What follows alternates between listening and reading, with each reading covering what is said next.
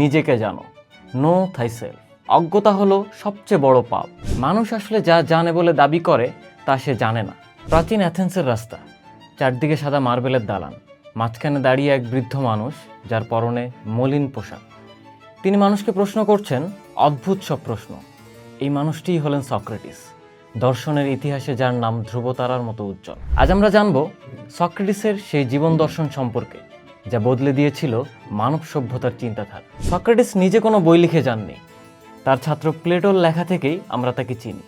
তার দর্শনের মূল ভিত্তি ছিল নিজেকে জানো, নো থাইসেলফ। সক্রেটিস মনে করতেন অজ্ঞতা হলো সবচেয়ে বড় পাপ আর জ্ঞানই হলো পুণ্য। কিন্তু তার জ্ঞান আহরণের পদ্ধতিটা ছিল আলাদা। একে বলা হয় সক্রেটিস মেথড বা ডান দিক পদ্ধতি। তিনি মানুষের সাথে কথা বলতেন এবং তাদের বিশ্বাসের মূলে আঘাত করতেন প্রশ্নের মাধ্যমে। যেমন কেউ যদি বলতো আমি ন্যায় বিচার বুঝি, সক্রেটিস তাকে প্রশ্ন করতেন ন্যায় বিচার আসলে কি। এভাবে একের পর এক প্রশ্নের জালে তিনি প্রমাণ করে দিতেন যে মানুষ আসলে যা জানে বলে দাবি করে তা সে জানে না।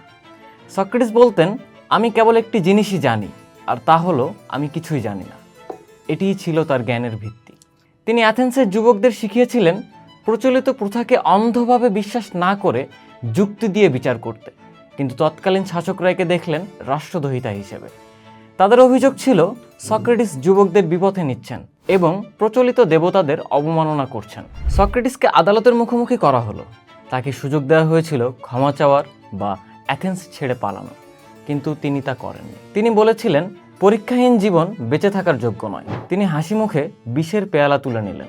তার মৃত্যুর প্রমাণ করল যে শরীরকে মারা সম্ভব, কিন্তু সত্যের কণ্ঠরোধ করা সম্ভব নয়। সক্রেটিসের এই আপোষহীন অবস্থানই পরবর্তী হাজার বছরের দর্শনের বীজ বুনে দিয়েছিল।